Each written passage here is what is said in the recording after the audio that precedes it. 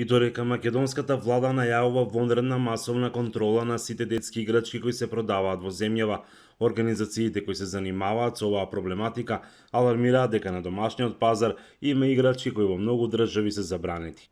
Наташа Доковска, координатор на проектот Хемиски безбедни играчки по здравјето на децата, вели дека играчките кои излегуваат на светскиот пазар ги има и кај нас, но не во нивната оригинална верзија. Тоа се така наречените фейк играчки кои вели на нелегален начин стигнуваат во земјава. Следејќи Рапекс листата и гледајќи кои играчки се забранети на европскиот пазар, можеме да констатираме дека најголем дел од тие играчки, фейк, но нели налик на тие, се наоѓаат кај нас, а доаѓаат од не сертифицирани, нелиценцирани фабрики. Затоа родителите, вели Доковска, треба да бидат внимателни што купуваат. Но нема продавница во Македонија во која што нема играчка слајм. Тоа е она растеглива, гумена, не знам више како да наречам, субстанца која што децата ја зимаат и играат. А пак нема деца кои што немаат негативен ефект од таа играчка. Чи секаде во свет се вели дека таа играчка мора да се забрани. Собствениците на продавници каде има производи за најмладите, велат дека водат грижа што и како продаваат. Гледаме да не бидат штетни за децата. Значи, тоа гледаме најпоче да не бидат штетни за децата.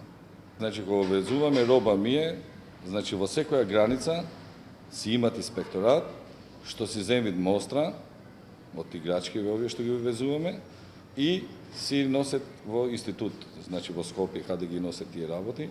Доковска вели дека не безбедни се сите оние играчки кои се без соодветна декларација за нивниот квалитет и хемиски состав. Предлагаме, и тоа е во рамките на овој проект, да имаме достапна онлайн апликација, преку која со паметен телефон само ја го поминуваме баркодот и преку баркодот излезат сите податоци кои што ги има односно целиот состав на играчката. Во првиот квартал од 2019 година Државниот санитарен и здравствен инспекторат извршил 58 инспекцијски надзори во промет со детски играчки и редовно монстрирање на секој втор увоз од Кина и Тајланд и секој четврт од Европската унија. Од анализите на земените мостри на детски играчки, 4% не одговараат на законските прописи за безбедност на детски играчки. Наспроти ова, Доковска вели дека според нивните анализи, бројката на вакви играчки во земјава е далеку повеќе од 5%.